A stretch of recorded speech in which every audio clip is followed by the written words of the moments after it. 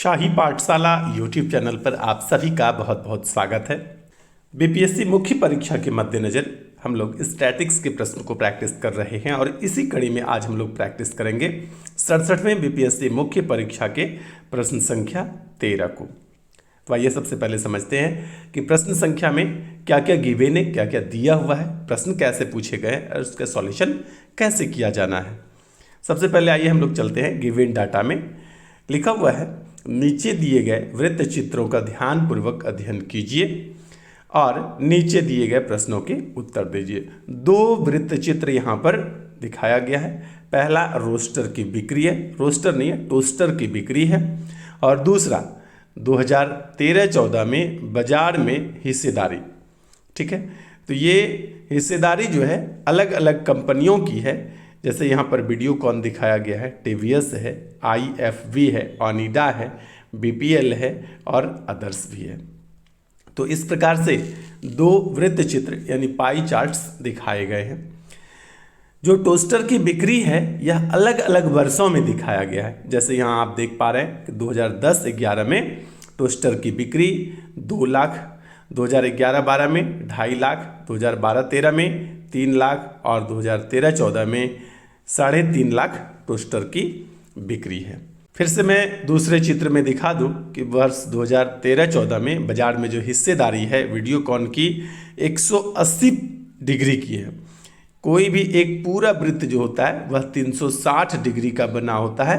360 में से 180 यानी 50%, 50% सिर्फ वीडियोकॉन की हिस्सेदारी है। उसके बाद टीवीएस की बात की जाए तो 18 डिग्री है कुल 360 में से। आईएफबी की बात की जाए तो 36 डिग्री है कुल 360 में से। ओनिडा की बात की जाए तो 39.6 डिग्री है कुल 360 में से। यानी टोटल 360 में इसके हिस्सेदारी कितनी है 39.6 डिग्री के। यही मैं बार बार बोल रहा हूँ। बीपीएल की यदि बात की जाए तो कुल में से 18 डिग्री का है, और अदर्स की बात की जाए तो कुल 360 में से 68.4 डिग्री की हिस्सेदारी है। इस प्रकार से दोनों वृत्त चित्र की मदद से आगे दिए गए प्रश्न का हल करना है। आइए तो पहले प्रश्न को देख लेते हैं। प्रश्न कहता है कि यह मानते हुए कि वीडियोकॉन ने 2010-11 से अपनी बराबर हिस्सेदारी उसी स्तर पर बनाए रखी है, यानी कि 2010-11 से उसकी हिस्सेदारी ना तो घटी है और ना ही बढ़ी है, उसी स्तर का बनाए रखा है। ठीक है, तो वीडियोकॉन द्वारा इन 4 सालों में बेचे गए टोस्टरों की कुल संख्या क्या है। कहने का मतलब आप जैसा कि देख पा रहे हैं कि 13-14 का डाटा यहाँ पर दिखाया गया है, जिसमें वीडियोकॉन की हिस्सेदारी जो है कुल 360 में से 180 डिग्री है, यानी आधे की हिस्सेदारी वीडियोकॉन की है। जैसा कि आप चित्र में भी स्पष्ट देख पा रहे हैं कि आधा क्या है वीडियोकॉन है। तो कह रहा है यह 2013-14 में नहीं, 2010-11 से ही इसी प्रकार से कंटिन्यू यदि बनाए रखा है तो कुल आपको बताना है कि वीडियोकॉन की हिस्सेदारी कितनी है।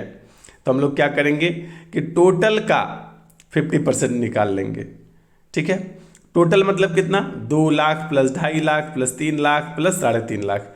या तो चाहे तो आप अलग अलग वर्षों में भी निकाल लें या एक साथ सबको जोड़ करके उसका 50% निकाल लें, तो दोनों बात एक ही है।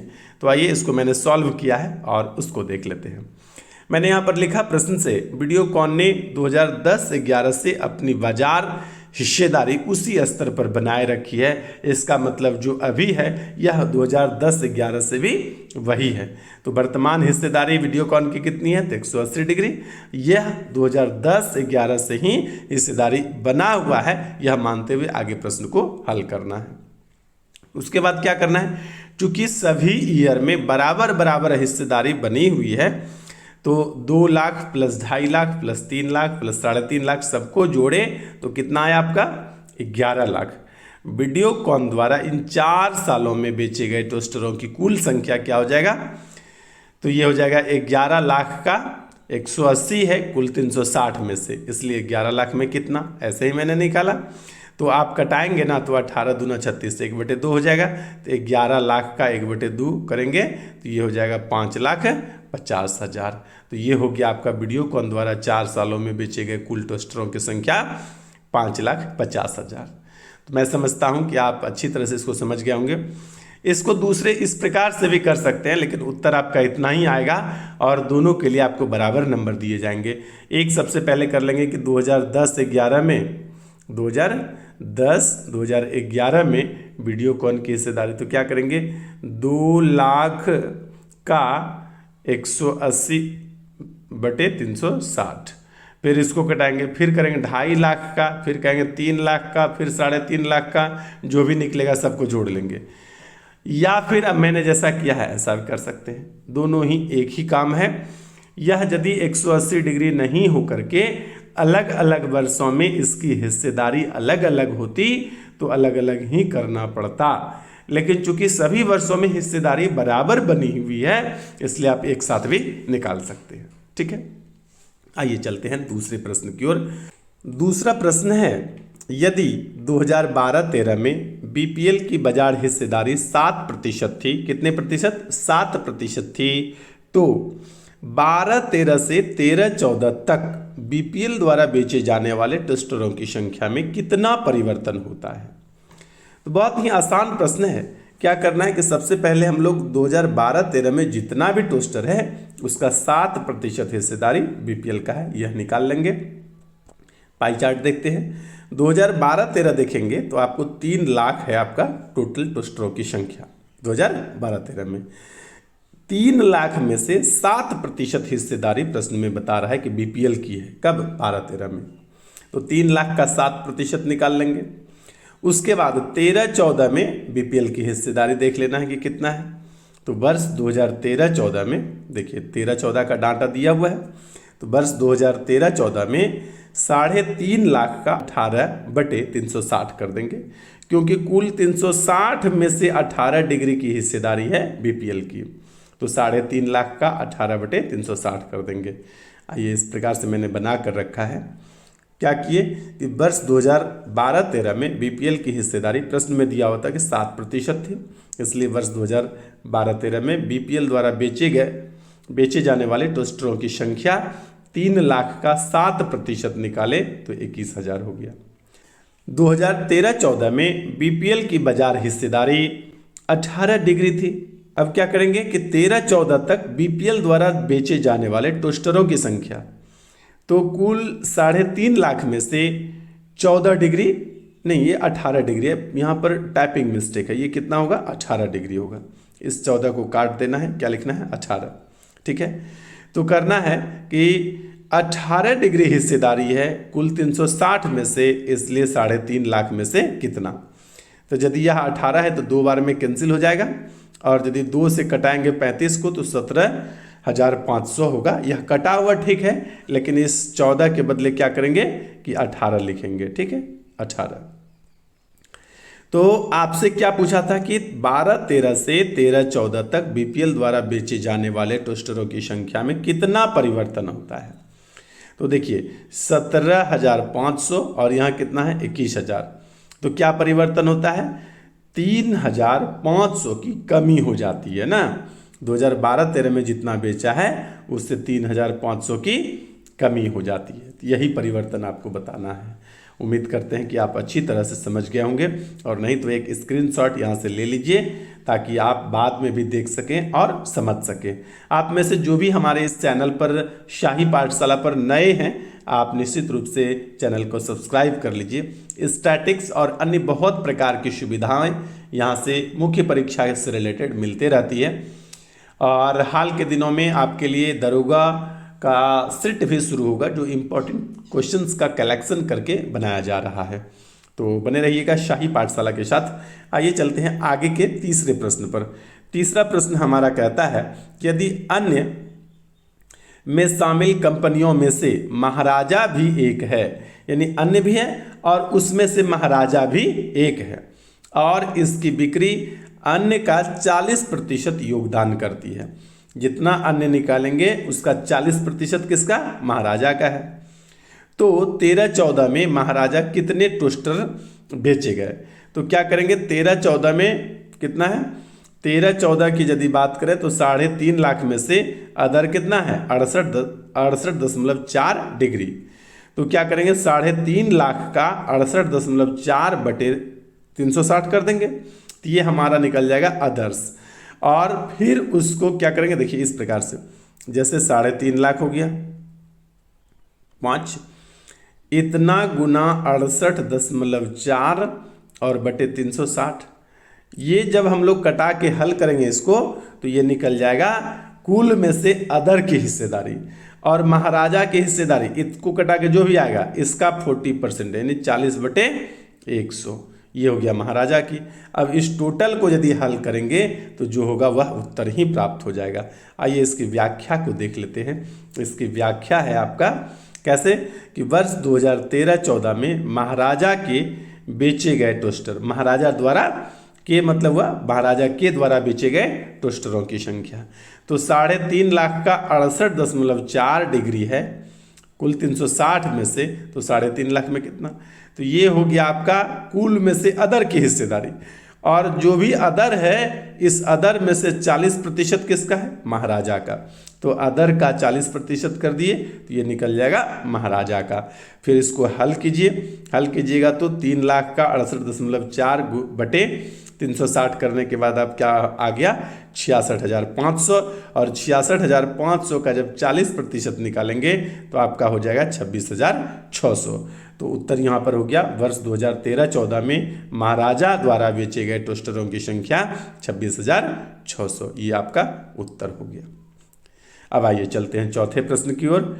हमारा चौथा प्रश्न क्या कहता है, चौथा प्रश्न कहता है कि यह मानते हुए कि बेचे गए टोस्टरों की संख्या 2014-15 में उसी दर से बढ़ती है जैसे उसकी 2012-13 से 13-14 तक की थी, यानी 12-13 से 13-14 तक जैसे बढ़ी उसी हिसाब से बढ़ेगा कब, 13-14 से लेकर के 14-15 में। 12-13 से 13-14 होने में जो भी प्रकार से वृद्धि हुआ इसी प्रकार से वृद्धि होगा कब, तो 2013-14 से 14-15 में, ठीक है। और साथ ही यह भी मानते हुए कि टीवीएस ने अपनी बाजार हिस्सेदारी बनाए रखी है, कहने का मतलब टीवीएस की जो भी बाजार हिस्सेदारी है वह पहले से अब तक एक समान बनाया हुआ है, उसमें ना तो कमी हुई है ना ही वृद्धि हुई है। इस प्रकार से मान करके आपको आगे क्वेश्चंस हल करने हैं। तो 2014-15 में टीवीएस द्वारा बेची गई इकाइयों की संख्या क्या होगी, तो देख लेते हैं सबसे पहले कि वृद्धि किस हिसाब में हो रही है और टीवीएस की हिस्सेदारी कितने डिग्री की है। सभी बातों को हम लोग पाई चार्ट से समझते हैं।